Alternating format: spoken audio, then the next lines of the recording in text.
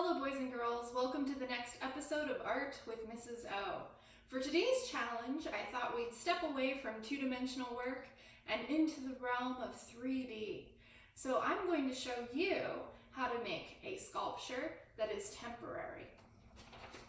Temporary means it's something that once we're done with it and we take a picture, we're going to put all of the objects that we use to create it back where we found them. Please make sure you clean up after yourselves, students. Your parents will appreciate that as well.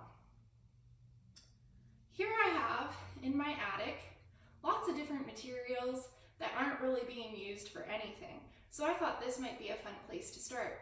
Before you go rummaging for materials to use, please make sure you have your parent or guardian's permission. The very first thing I found was a Christmas tree stand.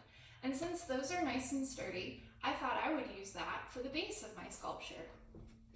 You could try using things like boxes, cups, maybe you have blocks at your house or Legos. Anything like that would work well for this project. I also found a large heavy-duty tube.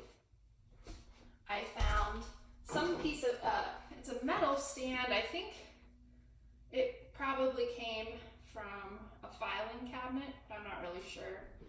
I found this, which in and of itself is kind of like a sculpture. It's just straws that have been wired and glued together and then painted with gold. I also found different colored ribbons and curtain ties. And then I found an object that brought back lots of memories from my childhood.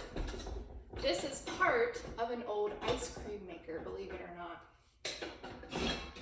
So when I opened it up, I found inside a really cool mechanism used for churning the ice cream. I thought that had a lot of cool shapes that would be fun to use in the sculpture today. So I'm going to use that. Now, this is where it gets really fun. Assembling it all together so that it creates something interesting. Bear with me as I work out this sculpture, get it put together, and I'll be back with you in a few moments to show you the finished results. Hi boys and girls, it's finally done, or at least as completed as it's going to be for today. Make sure when you're done with your sculpture you take some photographs of it.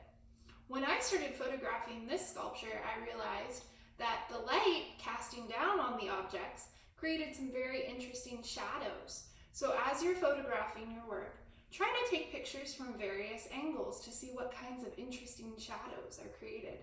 As always, have fun. Remember to send me your works. I'm looking forward to seeing them, and I've enjoyed the ones I've received so far. Have a wonderful day, boys and girls, and I'll see you in the next episode. Bye.